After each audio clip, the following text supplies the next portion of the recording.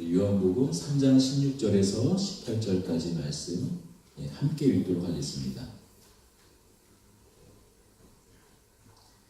하나님이 세상을 이처럼 사랑하사 독생자를 주셨으니 이는 그를 믿는 자마다 멸망하지 않고 영생을 얻게 하려 하심이라. 하나님이 그 아들을 세상에 보내신 것은 세상을 심판하려 하심이 아니요 그로 말미암아 세상이 구원을 받게 하려 하심이라. 그를 믿는 자는 심판받지 아니하니 믿지 아니하는 자는 하나님의 독생자의 이름을 믿지 아니하므로 벌써 심판을 받은 것이니라.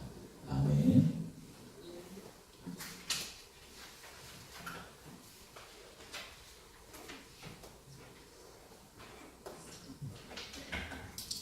예전에는 어떤 그 수도원에서 있었던 일입니다.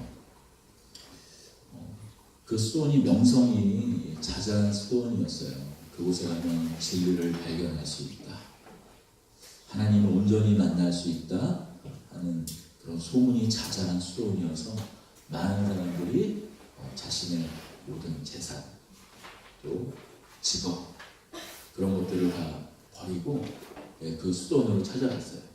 그런데 그 수도원에 입교하는 것은 무지 많이 까다로운 일이었습니다. 그 수도원에 입교하는 것은 까다로운 일이었어요. 다른 수도원 같은 경우에 간단한 신앙 고백만 하면 받아들지는 그것은 까다로웠습니다. 특히 가장 큰 관문은 뭐냐면 자신의 죄를 또 온전히 고백하는 그런 과정이 있었습니다. 근데 많은 경우에 그 과정에 탈락하곤 했습니다. 어떤 한 사람이 자신의 모든 재산과 또 직업, 그 가족들도 버리고 그 수도원에 찾아갔어요. 그러자 그 수도원의 원장이 이제 그를 시험하는 것입니다. 당신은 죄인입니까? 당신은 죄인입니까? 그런데 대부분의 사람들은 그 관문을 너무나 쉽게 통과했지만 이 사람은 평상시에도 기도도 많이 하고 선행을 많이 했던 사람이었기 때문에 자신이 이 죄인이라는 부분에 대해서 크게 와닿지가 않은 거예요. 근데 저는 비록 이 죄인인 것 같지만 사실 태어나서 지금까지 생각해보면 큰 죄를 지은 적이 없는 것 같습니다. 더군다나 저는 제 재산을 가지고 또 재산을 또 팔아서 많은 사람을 도와주기도 했는데요. 그리고 바로 얼마 전에는 이 수도원에 들어오기 위해서 제 재산을 전부 다 이 가난한 사람들을 위해 쓰라고 기부까지 하고 이곳에 왔습니다. 그러자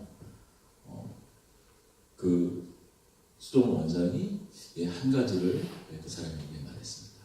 부탁했어요.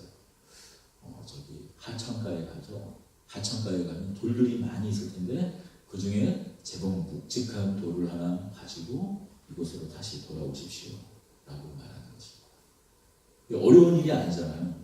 하천가에 가서 너무 무거운 거는 아니지만 그래도 적당히 제법 큼지막해서 이렇게 돌 하나를 가지고 수도원으로 돌아왔어요. 잘하셨습니다. 그러면 이제 당신은 이 돌을 원래 있던 자리에 다시 돌려놓으십시오.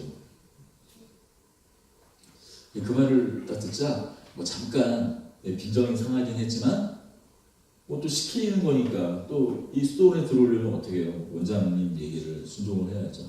또 자리에 잘 갖다 놨어요. 그리고 이제 돌아왔죠. 잘하셨습니다. 이제 한 가지를 더 하면 이것을 잘 통과하며 당신은 이 수도원에 들어올 수 있습니다.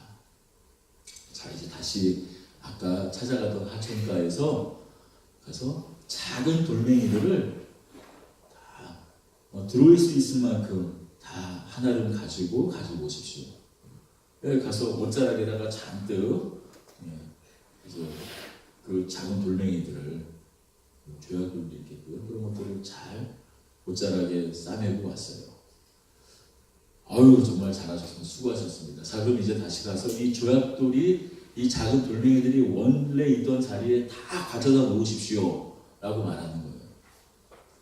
화를 갖다가 내면서 이 사람이 아니 세상에 이 많은 것들을 이 작은 것들을 다 어느 자리에 있는 줄 알고 다 갖다 놓냐고 막 승질을 했죠. 이 원장님이 하는 말이 그렇습니다. 이 죄라는 것도 비록 큰 죄는 내가 언제 어느 때 졌는지 분명히 기억이 나지만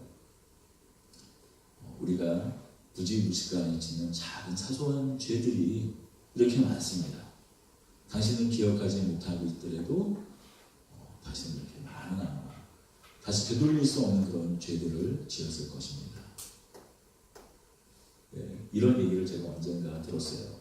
아마 여러분도 이런 얘기를 들었을 테고 조금씩 되게 보면 버전이 다 틀리더라고요. 저도 이걸 뭐 제가 지어내거나 한 이야기가 아니라 어디선가 읽은 건데 또 여러 목사님들의 설교를 보면 조금씩 좀 약간 좀 각색을 하시나 봐요. 버전이 다 틀려요. 네, 저도 또 어쩌면 여러분들이 알고 있는 버전이랑은 좀 다를지도 모릅니다. 그렇습니다. 우리가 믿는 이 기독교는 이 죄의 문제에 대해서 죄와 관련된 부분에 대해서 이야기를 합니다. 다른 종교가 그저 선행을 하며 물론 죄에 대한 이야기를 하지만 선행을 하면 그 선행에 합당한 인과 응복 착한 일을 많이 하면 또 착한 복을 받고 좋은 곳에 가고 나쁜 것을 많이 하면 나쁜 일을 많이 하면 또 그만한 대가를 치르고 좋은 일과 또 나쁜 일 그것을 저울을 재서 자, 좋은 것이 좀 더 많으면 좋은 일을 더 많이 했으며 선행을 더 많이 했으며 무게의 경중을 따져서 그 종교가 말하는 좋은 곳 뭐 천국일 수도 있고 천당일 수도 있고 그들이 말하는 극락일 수도 있고 그곳에 간다라고 말해요. 그러니까 어떻게 보면 쉽죠. 그런데 이 기독교는 당신이 어떤 착한 일을 많이 했는가 그것과 무관하게 하나님을 믿지 않으면 또 하나님이 보내신 그 아들 예수님을 믿지 않으면 안 된다. 하나님 나라에 갈 수 없다. 하나님 나라에 살 수 없다라는 말이에요.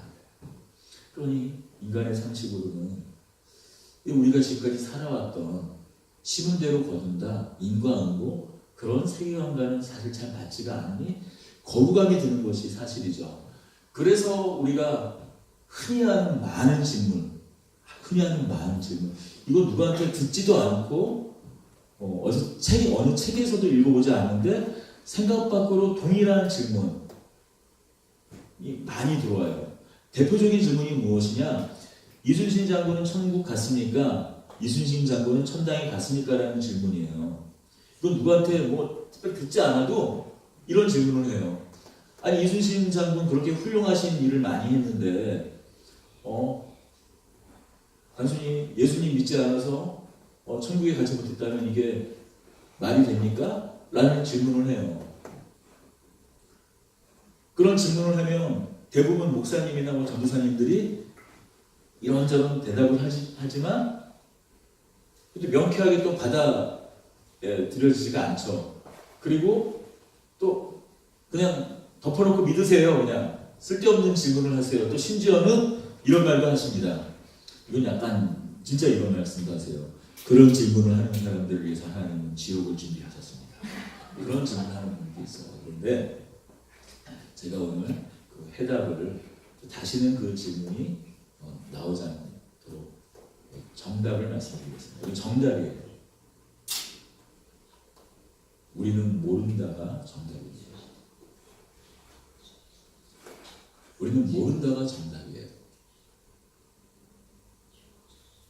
분명히 성경은 예수 그리스도의 이름 말고는 구원할 다른 이름이 없다고 말씀하고 영생은 하나님과 그 보내신 아들을 믿는 거라고 말씀을 하고 있습니다.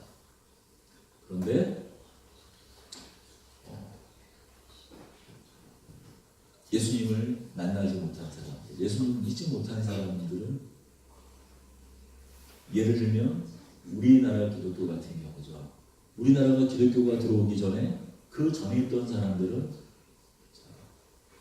어떻게 되느냐 라는 문제에 대해서 성경은 명확하게 얘기하고 있잖아요. 예수님 말고는 구원의 방법이 없다. 예수를 믿어야 구원된다라는 말은 절대로 바꿀 수 없는 진리입니다. 하지만 그럼 예수님 모르는, 예수님을 만나지 못한 사람들, 우리나라 예를 들면 그냥 혹시라도 배 타고 우리나라 잘못 들어와서 옛날 제주의 그 하멜 표류기회처럼 들어와서 그런 하멜 같은 사람이 전됐을지도 모르니까 그런 사람들 아예 500년 전에 그쯤 태어난 사람들은 어떻게 됐냐라는 거죠. 비슷한 질문이 또 이런 질문이 있지 않습니까? 태어나자마자 죽은 애들은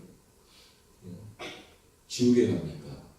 천국에 가지 못하나요? 라는 질문도 어떻게 같은 질문이에요. 정말 이순신 장군이 천국에 갔는지 지옥에 갔는지 궁금해서 질문하는 거예요? 아니잖아요. 우리가 생각하기에 참 착한 일을 많이 하는 사람들, 그런 사람들은 단순히 예수님 만나지 못했다라는 것, 복음을 듣지 못했다라는 것으로 지옥 간다라면 너무나 억울한 일 아닌가요? 라는 질문 아닙니까? 그 질문은.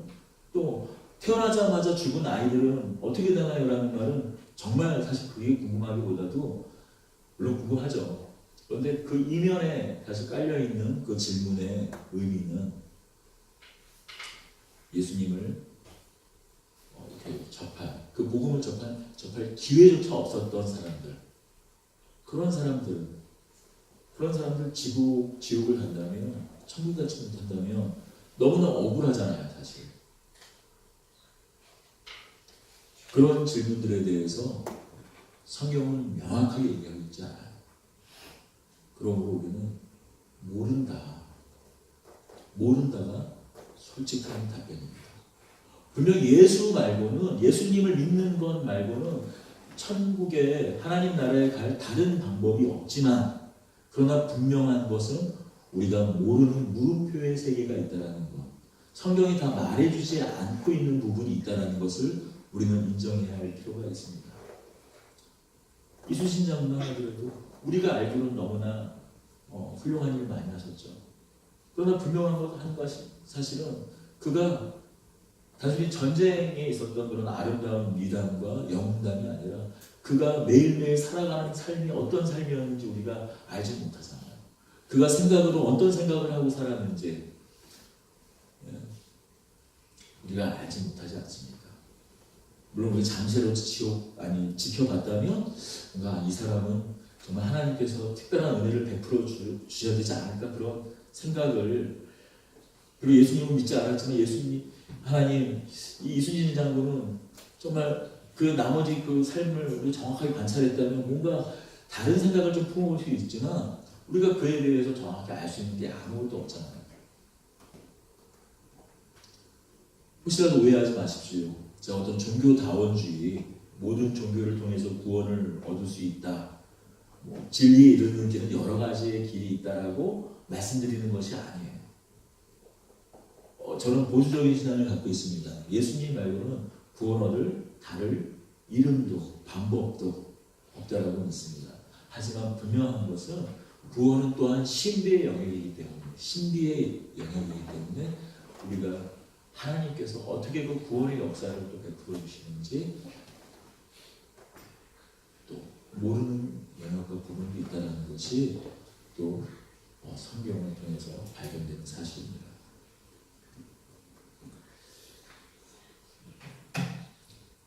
또 이러한 질문들이 또 이 한국 기독교를 바라보는 많은 사람들에게서 있는 이유는 이런 부분이기도 한 것 같아요. 그래서 천국 가? 그래서 지옥 가? 어떻게 해요? 막 그런 질문이, 그런 지옥이면 나는, 아니 그런 천국이면 난 안 갈래. 이런 말 하잖아요. 아니 평상시에 평생 나쁜 일만 하고 살다가 죽기 전에 꿀가루 숨 넘어가기 전에 예수님 믿는다고 그러면 천국 가? 아니 그런 게 어디 있어? 그렇게 말하는 분이 있어요.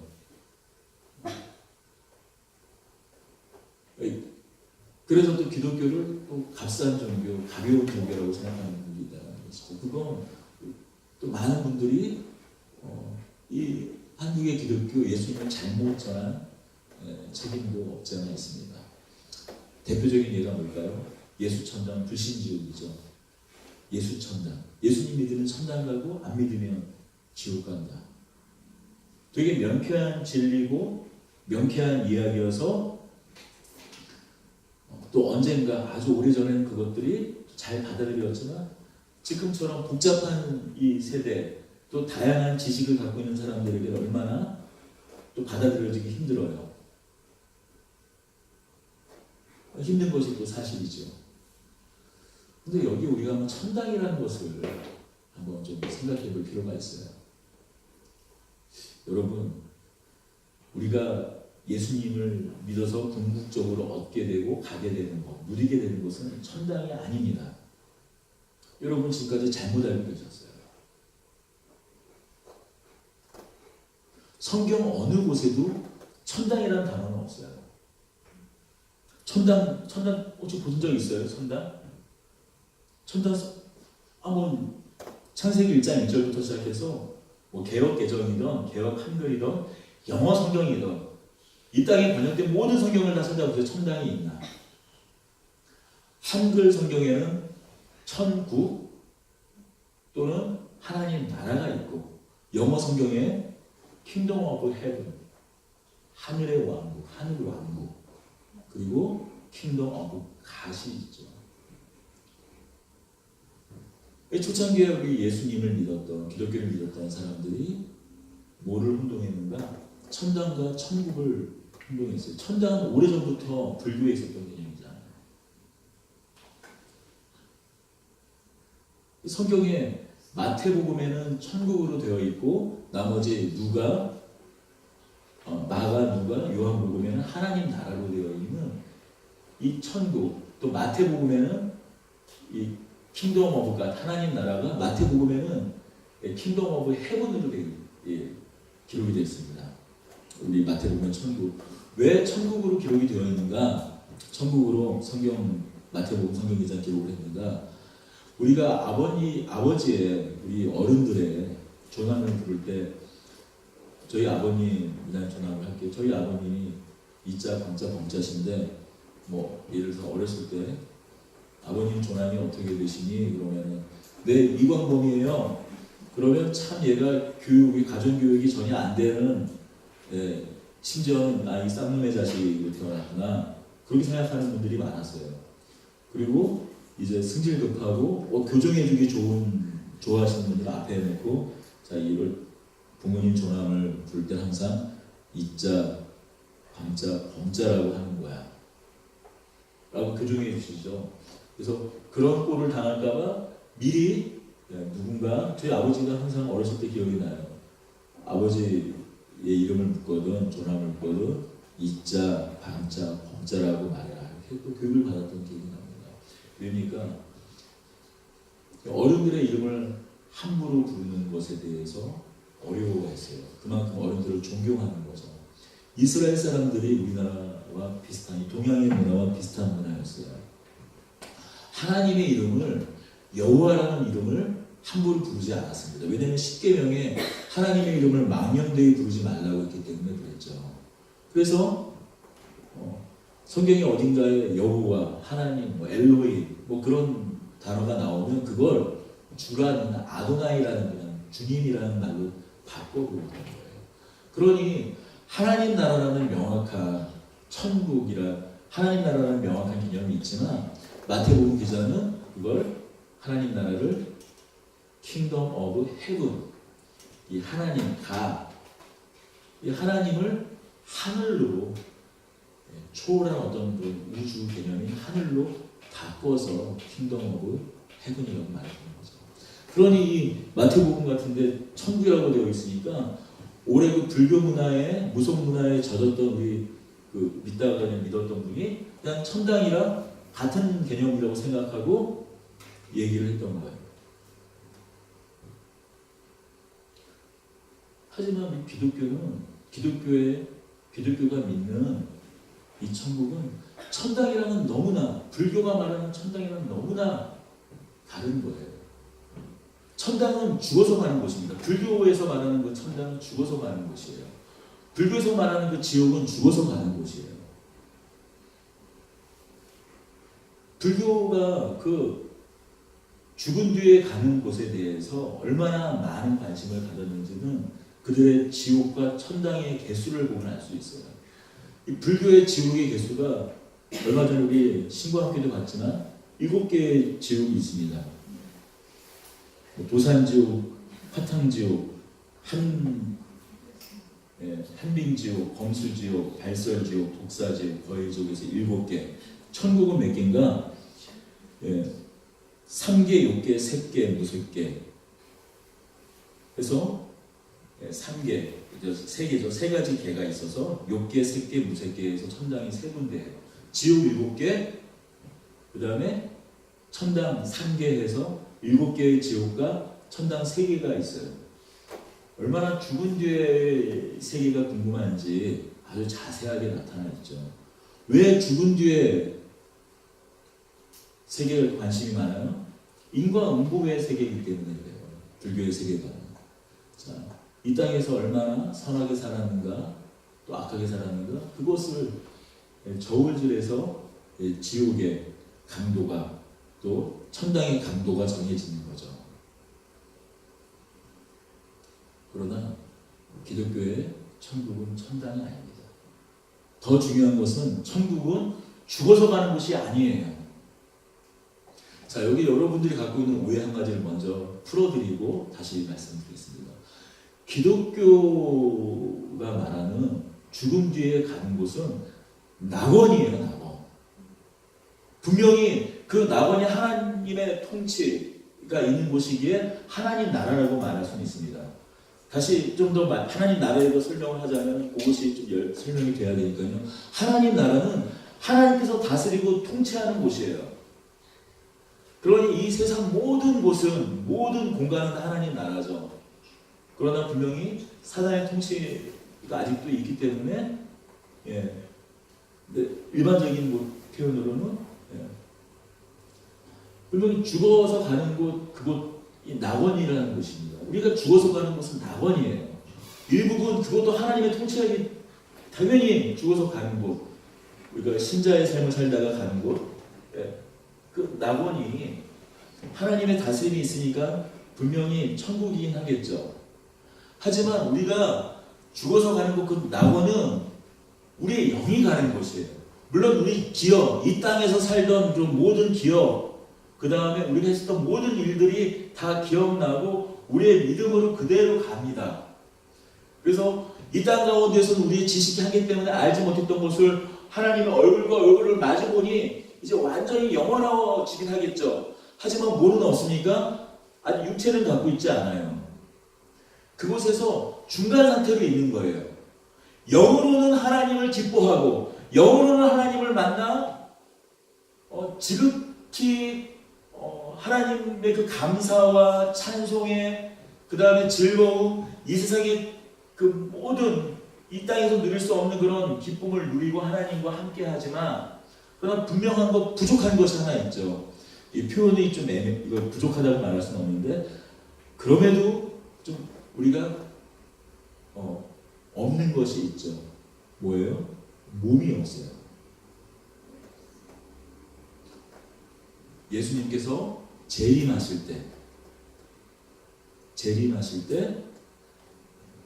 이 땅 가운데서 죽음을 보지 않고 믿던 사람들은 예수님의 재림하실 때 이게 완전히 영원히 살 수 있는 영화로운 몸을 입고 이 땅에서 예수님을 만나게 되는 것이고, 그리고 죽어서 낙원에 가 있는 영은 새로운 완전한 몸을 입고 변화되어서 다시 이 땅 가운데, 그런데 이 땅은 어떤 땅이죠? 새하늘과 새 땅, 완전히 새롭게 된, 그러나 분명히 어떤 땅인지 어떤 모습인지는 알 수 없지만 하나님의 아들이신 예수 그리스도의 통치를 받고 영원히 사는 땅,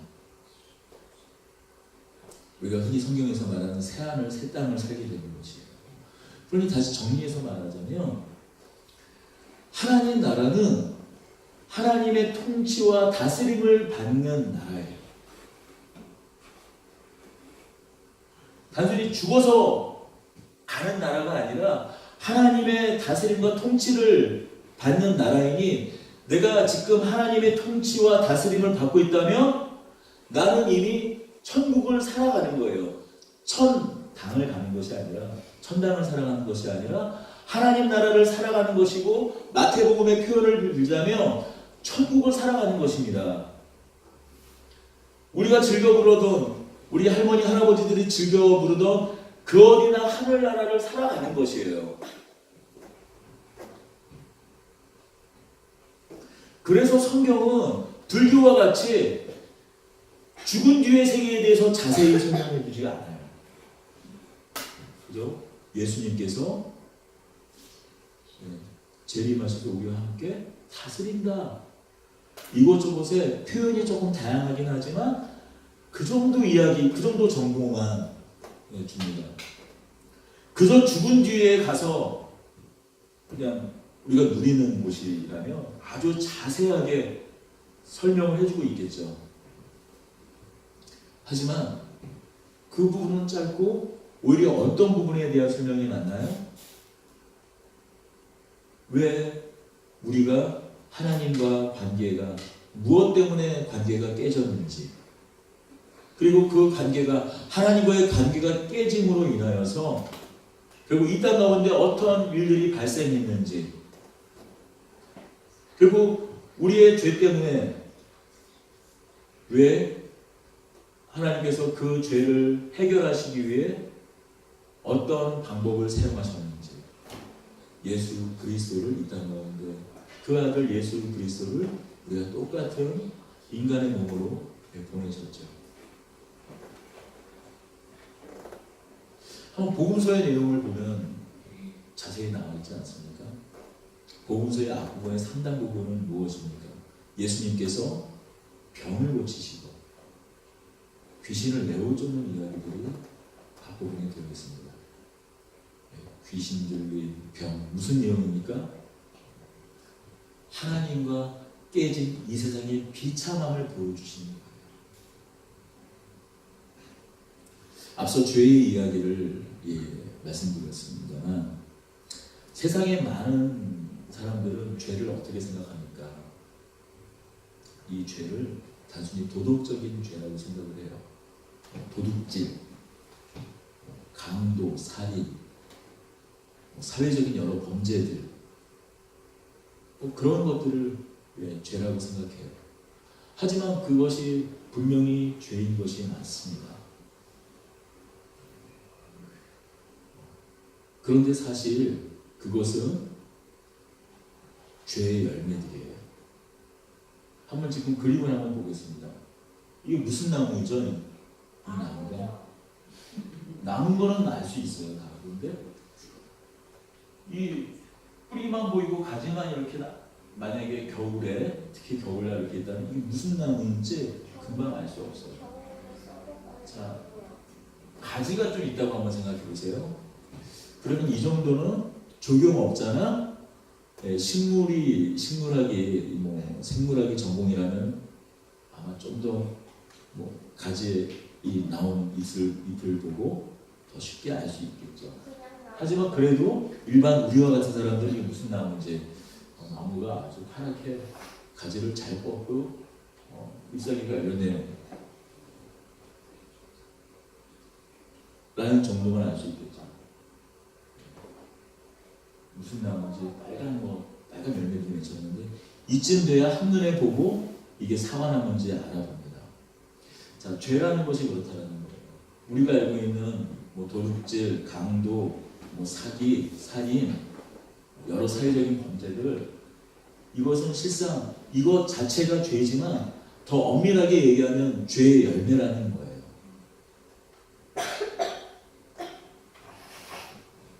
본질을 따들어가면 이 죄라는 것은 결국 그 마음의 행함이 나타난 것이 죄라는 것이죠. 사실 대부분의 종교들이, 이 세상에 많은 종교들이 죄 자체가 문제가 아니라 사실 이게 마음의 문제라는 부분까지는 사실 다 이야기를 하고 언급을 합니다. 불교만 하더라도 자신의 불교를 또 이렇게도 얘기하잖아요. 마음 공부다 라고 말하지 않습니까? 하지만 그 이전에 이 죄의 열매도 궁극적으로 더 깊은 뿌리가 있다는 것이에요. 바로 이 죄의 본질. 죄라는 것은 무엇인가? 우리 이 죄라는 영어 단어를 보면은 일부러 그 단어를 의도해서 만들지 않았지만 좀 재미있는 부분이 있습니다. 죄라는 영어 단어가 무엇입니까? sin이죠. S-I-N이죠. S-I-N이에요. 자, 그 가운데가 뭐죠? 어떤 단어? 이 알파벳으로 I죠. 바로 죄가 그렇습니다. 내가 중심인 하나님, 신이신 하나님이 우리의 중심이 아니라 내가 그 자리에 앉는 것이 죄라는 것이죠. 하나님께서 우리를 창조하시고 하나님을 대신하여서 이 세상을 아름답고 영화롭게 만들려고 하신 사명을 주셨는데 우리가 그 자리를 창탈해서 하나님과 관계가 깨진 것, 그리고 이 죄라는 것은 하나님과의 관계가 깨져서 일어난 현상이라는 것이에요. 자, 보십시오. 여러분, 우리가 어렸을 때 하던 많은 장난 중에 하나가 무엇이 있었어요? 어렸을 때 저도 그걸 많이 했는데 책상이나 아니면 이렇게 큰 탁자 위에 올라가서 보자기를 쓰고 뛰어내리는 걸 많이 했어요. 여러분 하지 않았나요? 그런 했죠. 네. 마치 저만 했군요. 그런 건 안 해봤는데 슈퍼맨하고. 자, 그런데 탁자 중에서 뛰어내리면 어떻게 되나요? 춤을 뛰어내려요. 그런데 그게 예를 들어 축대 정도면 잘못하면 삐끗하고 다리가 부러질 수도 있죠. 1층 정도 높이면 확률 반반으로 머리가 먼저 떨어지면 죽을 수도 있을 것입니다. 3층 정도면요. 가끔씩 그 아파트 18층에서 떨어지는 나무에 한번 부딪혀서 떨어져서 살아난 그런 기적 같은 케이스가 있긴 있지만 2층, 3층 높이면 거의 죽지요. 분명히 자연 법칙이라는 것이 있다는 거예요. 분명히 하나님과 인간과의 관계에서도 법칙이라는 것이 있다는 것이죠. 그 관계가 깨어졌을 때 우리가 높은 곳에서 떨어지면 죽는다라는 그런 법칙이 있는 것처럼 하나님과 인간과의 세우신 법칙이 있다는 거예요. 그 관계가 깨어지면, 자, 주목해 보세요. 어떻게 되죠? 그 관계가 깨어진 결과가 반드시 있다는 것이죠. 그것이 바로 영원한 죽음이라는 거죠. 원래 모든 인간은 아까 말씀드린 천국을 살아가는 존재로, 하나님 나라를 살아가는 존재로, 하나님의 통치와 다스림을 살아가는, 누리며 살아가는 존재로 태어났어요. 그런데 그 관계가 바로 죄 때문에 깨어졌다는 것이죠.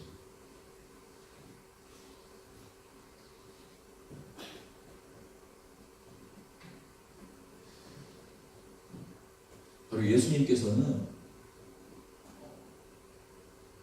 우리가 사복음서에서 발견되는 예수님의 많은 사역들, 병든 자를 고치시고 또한 귀신들을 내어 쫓은 것은 바로 인간이 하나님과 그 관계가 깨어진 그 결과로 인해서 이 땅 가운데 온 것들을 다시 회복시켜 주시는 것을 보여준 사건입니다. 그런데 그렇게 회복되기 위해서는, 이렇게 우리가 하나님의 통치, 하나님 나라를 살아가기 위해서는 필요한 것이 있습니다. 여러분 생각해 보세요. 제가 지원이를 얘기하면 못되게 한 거예요. 그래서 이제 용서를 이제 갑자기 어느 순간에 마음에 내가 지원이에게 너무나 못되게 했구나.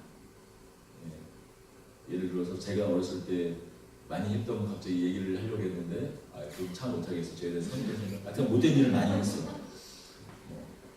뭐 조금 이제 그냥 하자면 나 어렸을 때 남자애들 그 부잡하게 뭐 화장실 문 갑자기 연다든지 뭐 고무줄 끊기 뭐 그런 거. 지금은 그런 일 하면 큰일 납니다. 학부모 회의 뭐 그런 거 열려요. 그런데 어렸을 때 뭐 그런 거 해서 이제 제가 어렸을 때 갑자기 마음에 이렇게 회개하는 마음으로 그냥 그런 게 생겨가지고 저기 가서 야 앞으로는 그냥 잘 지내자 그렇게 말하는 걸로 해결이 되나요? 잘 지내고 싶어 그러면 그냥 다짜고짜 가서 지원아 앞으로 우리 잘 지내자 그렇게 말하는 걸로 해결이 되나요? 아니죠. 용서를 구해야 돼요. 용서를 받아야 돼요. 이런 용서의 과정이 필요한 것은 그것이 정의이기 때문입니다.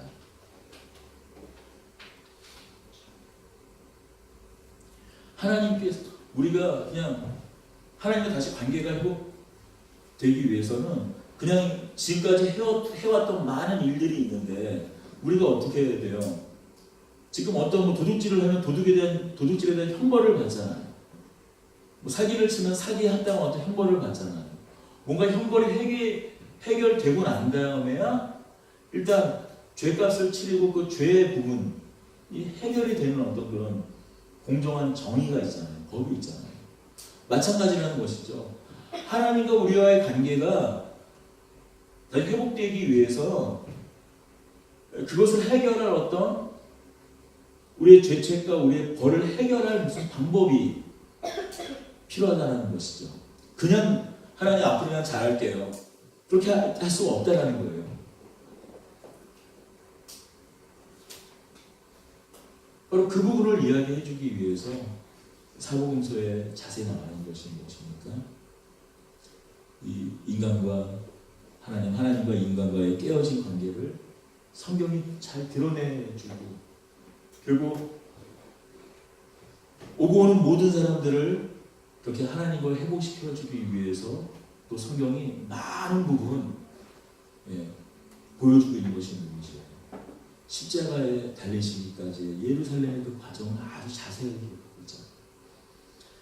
단순히 죽고 난 다음에 가는 곳, 예를 들어서 불교에서 말하는 그 천당 같은 곳을 설명하기 위해서는 아주 짤막하게 얘기해주고 그래서 천당이 이런 모습이야 라고 잔뜩 예수님께서 말씀해 주셨겠죠. 근데 우리가 가는 곳 그 천당이 아니라 하나님 나라를 우리가 누리기 위해서 하나님의 통치를 받기 위해서는 그 아들 하나님의 아들 예수 그리스도가 우리를 위해서 대신 십자가에 죽을 수밖에 없는 것에 대해서 사복음서는 자세하게 이야기해 주고 있습니다.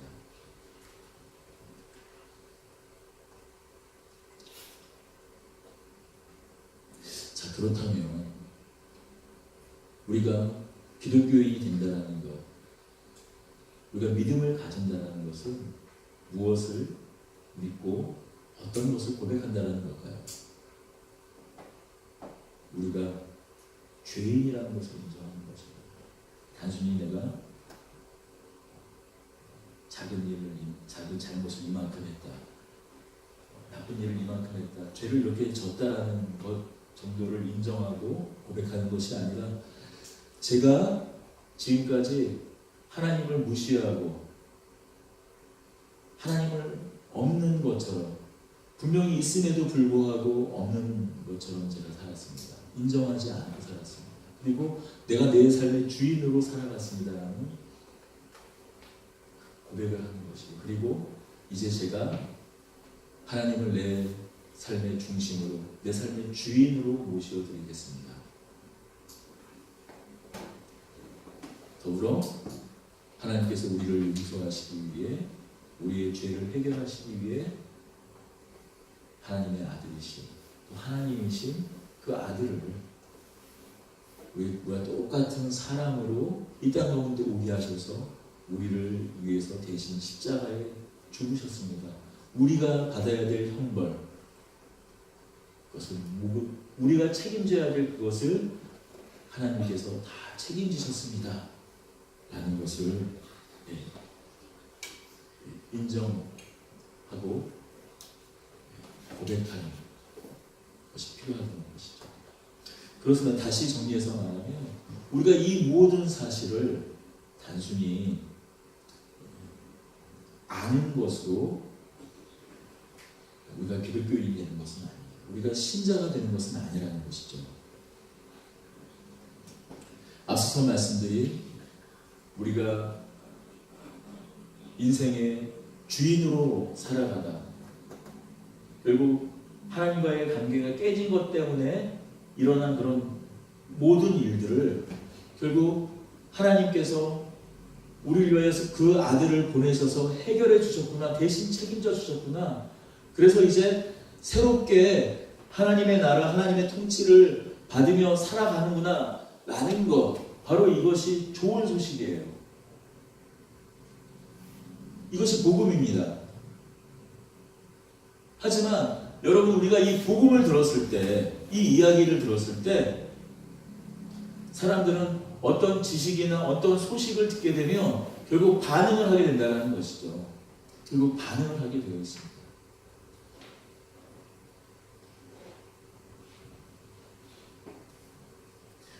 그 반응을 받아들이고 어떤 결정을 하는가, 또 우리의 선택과 우리의 몫이기도 하다는 것이죠. 이것을 반응을 할 때 이것을 내가 받고 인정하고 그 사실, 제가 죄인이었습니다. 저에게 하나님이 필요합니다. 다시 예수님이 필요합니다. 라고 고백할 때 우리에게 하나님께서 주시는 것은 바로 우리가 그토록 원하는 무조건 사랑, 세상 어느 것으로도 받을 수 없는 그 무조건 사랑과 다시 우리에게 궁극적인 삶의 목적, 사명이 회복된다는 것이죠.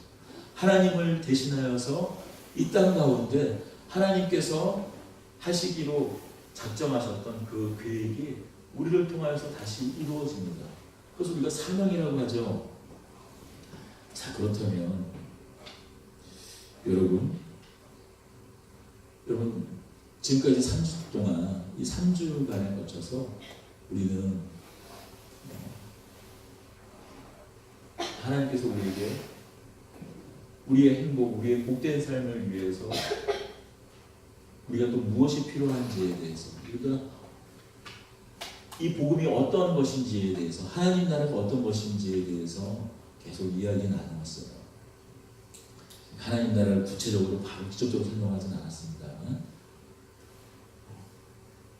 자, 이제 우리가 이 복음이 무엇인지 이제 좀 선명해졌을 것이라고 생각이 듭니다. 이 복음을 이제 우리가 들었을 때 우리가 예상할 수 있는 5가지 반응이 있습니다. 아마도 이 그동안 3주간의 여정을 통해서 우리는 크게 적어도 이 5가지 반응 안에서 한 가지 꼭 들어갈 것 같아요. 이 시트를 이 주보를 한번 볼까요?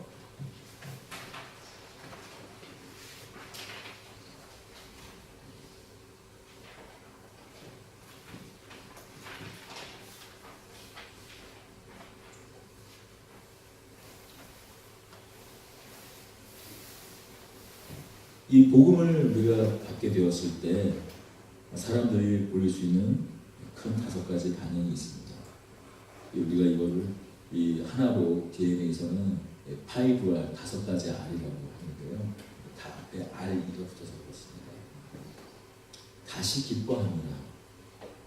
이 복음의 내용, 하나님께서 우리에게 허락하신 이 좋은 복된 소식을 내가 그동안 잘 알고 있었습니다만 다시금 이 내용을 알게 되고 정리하게 되니 기쁩니다. 다시 제 안에 기쁨이 다시 샘솟게 됩니다. 기쁘고 감사합니다라는 반응이 있을 수 있을 것 같아요. 이 2번째, 리코민, 재헌신. 이런 반응도 있겠죠. 오랫동안 신앙생활을 하다 보니 삶에 지쳐있기도 하고 때로는 또 살아오면서 여러 가지 오해, 하나님에 대한 오해, 또 잘못된 또 생각들이 쌓여서 내가 믿는 신앙에 대한 또 그 마음이 흔들리고 믿음이 희미해졌는데 이 복음의 선포를 듣고 제가 다시 한번 하나님께 헌신하겠습니다. 이 하나님 나라에 다시 한번 내 삶을 드리고 하나님과 동행하고 이 복음의 삶을 내 삶의 가치로 삼고 더 온전히 살아가고 제가 제 인생을 하나님 나라로 위해서 살아가도록 하겠습니다라는 어떤 그런 헌신의 마음이 생길 수도 있을 것 같아요. 기쁨보다는 좀 더 한 단계 나아간 반응이겠죠. 영접. 이거는 모태신앙이지만 영접도 할 수 있어요. 무슨 얘기냐면 어렸을 때 그냥 덧없이 문화와 간섭으로만 내가 기독교를 정했지 사실 기독교가 뭘 말하고 있는지도 정리되지 못했었고 그저 그냥 믿으면 복받고 잘 살고 천당 가는 천국이 아니라 천당 가는 종교. 그냥 나는 불교 집안이 아니라 기독교 집안에서 태어났으면 난 기독교를 믿고 아마 나는 뭐 불교 집안에 태어났으면 불교를 믿었겠지 정도로 단순하게 기독교를 생각했던 사람 아니면 그냥 뭔가 종교 생활은 해야겠는데 그냥 교회가 뭐 불교보다 좀 불교는 뭐 절상도 뭐 불상도 있고 뭐 그림 테마 같은 거 무섭고 교회는 그래도 좀 분위기가 좀 산뜻하고 그러니까 나는 교회를 다녀야겠다. 그렇게 교회를 다니는 사람도 있어요. 하지만 분명하게 이 복음의 내용, 우리 사람의 비참함과 이 비참함을 위해서 예수님께서 그런 더 우리보다 비참한 지경에 빠지셨어야 되는 이 복음의 내용에 대해서 정확하게 알지도 못하고 받아들이지도 못한 그냥 종교 생활로 했었던 사람이라면 이 복음의 내용을 듣고 다시 영접할 수 있겠죠. 하나님, 정말 제가 죄인이었군요. 말로는 하나님을 내 인생의 주인이라고 말하면서도 결정적인 순간에는 항상 내 판단과 내 가치 기준으로 내 삶을 살아왔습니다. 다시 그런 모든 것들을 내려놓고 나를 위해 이 땅 가운데 보내신 예수 그리스도를 다시 한번 내 삶의 주인으로 하나님을 내 삶의 주인으로 영접합니다. 라는 그런 고백이 다시 생길 수도 있을 것 같아요. 그런 경우 영접이라는 반응을 볼 수 있을 것입니다. 네 번째는 리서치, 재탐색이죠. 내가 이 기독교를 내 참된 종교로 내 인생의 모든 가치 기준의 중심점으로 예수 그리스도를 내 삶의 메시아, 구세주로 영접하기에는 아직은 좀 더 정보가 필요합니다. 뭔가 또 다른 이야기를 듣고 싶습니다. 사실 그동안 이 3주의 시간을 통해서 구원을 얻을 만한 성경 전체를 다 얘기해 주진 않았지만 구원을 얻을 만한 충분한 이야기를 드렸습니다만 더 부족해서 내가 어떤 새로운 정보가 새로운 지식 또 다른 이야기가 필요하다라고 하시는 분은 이 네 번째 리서치라는 반응을 보이실 것입니다. 안타깝게도 이 다섯 번째 반응일 수도 있겠죠. 거절입니다. 감사합니다만 복음이 저에게는 큰 의미가 없을 것입니다. 그냥 저는 제 힘과 제 뜻, 또 어떤 분들은 내 주먹만 믿고 살겠습니다. 예를 들면 그런 반응도 실제로 있어요. 난 지금까지 법대로 살았고 그리고 인생은 마이웨이. 제가 지금까지 행했던 걸 누구한테 덤태기를 씌운다는 말이니까 나는 이런 복음 거절합니다. 라는 반응을 보일 수도 있을 것 같아요. 이거 너무 제가 거친 표현이었고 아직은 삶의 주인으로 좀 온건하게 받아들일 준비가 되어 있지 않습니다. 이렇게 잘못하면 온건하게 말할 수도 있겠죠.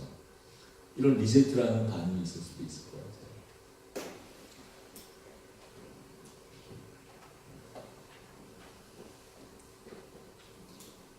다시금 이 3주 동안에 이야기 나눴던 것들을 좀 정리를 하자면 이 네 가지가 아닐까 싶어요. 우리가 기독교의 그 기본 진리, 이 풍성한 삶의 초대라는 이름으로 말씀을 나눴지만 사실 기독교의 기본 진리가 당신이 믿는 기독교는 무엇입니까? 라고 말했을 때 이 네 가지로 성경을 통해서 요약해 볼 수 있을 것 같아요. 첫 번째는 하나님이 이 온 세상의 주인이시라는 것이죠. 이 사실을 인정하지 못하고 내가 내 삶의 주인이 되었을 때 바로 그것이 죄라는 것. 이 세상에 법칙이 있고 우주 만물, 이 세상에 법칙이 있는 것처럼 사람과 하나님과의 그 법칙, 그 관계가 깨졌기 때문에 죄가 이 세상에, 죄의 결과들이, 죄의 열매들이 이 세상에 들어왔다는 것. 모든 문제는, 인간의 모든 문제는 하나님을 몰아내고 자신이 주인의 자리에 앉은 그 이유 때문에 시작되었다는 것. 바로 이 문제를 해결하기 위해서 하나님이 사람이 되어 오셔서 예수 그리스도로 오셔서 사람을 대신하여 죽으셨다는 것. 이 사실을 받아들인 사람은 하나님을 자기 인생의 주인으로 모셔드리고 하나님 나라, 그것을 믿는 순간 나의 마음과 뜻과 힘을 다해서 나의 지식과 나의 인격적인 반응을 통해서 또한 나의 의지적인 어떤 믿음을 통해서 그 사실을 받아들이고 인정하며 또 고백할 때 죽어서 그냥 고백은 고백대로 있고 그래서 그 고백을 계속 끝까지 계속 지키고 나아가서 어느 순간 죽을 때 그때 이제 비로소 천당 가는 종교가 기독교가 아니라 내가 그 믿음을 가지고 살기 시작할 때 이미 그때부터 하나님의 다스림, 하나님의 통치는 이미 나에게로부터 시작된다. 내가 이미 하나님 나라를 살아간다. 내가 천국을 살아간다. 라는 것을 믿는 종교가 바로 우리 기독교라는 것이죠. 바로 오늘의 본문과 같습니다. 하나님이 세상을 이처럼 사랑하사 독생자를 주셨으니 이는 그를 믿는 자마다 멸망하지 않고 영생을 얻게 하려 하시니라. 하나님이 그 아들을 세상에 보내신 것은 세상을 심판하려 하심이 아니요 그로 말미암아 세상이 구원을 받게 하려 하심이라. 그를 믿는 자는 심판을 받지 아니하는 것이요 믿지 아니하는 자는 하나님의 독생자의 이름을 믿지 않으로 벌써 심판을 받은 것이니라. 우리 같이 한번 읽어보십시다. 다시 이 마지막 18절을 같이 읽기 원합니다. 그를 믿는 자는 심판을 받지 아니하는 것이요 믿지 아니하는 자는 하나님의 독생자의 이름을 믿지 않으므로 벌써 심판을 받은 것입니다.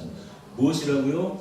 죽고 난 다음에 심판받아 지옥에 가고 뭐 다른 종교가 말하는 파라다이스 천당에 가고 극락에 가는 것이 아니라 믿는 순간부터 심판을 받지 않은 삶을 살아가는 것이죠. 다시 말하면 하나님의 나라를 살아가는 것이고 믿지 않으면 이미 지옥과 같은 아니 지옥을 살아간다는 거예요. 심판받는 삶을 살아간다는 거예요.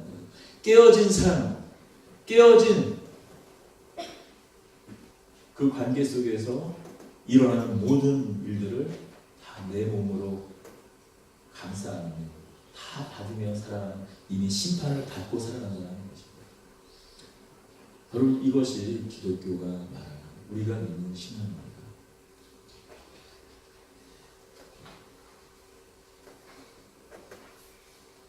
바로 우리가 지난주 말씀드렸던 이 첫 단추는 바로 나의 죄, 하나님과의 그 깨진 관계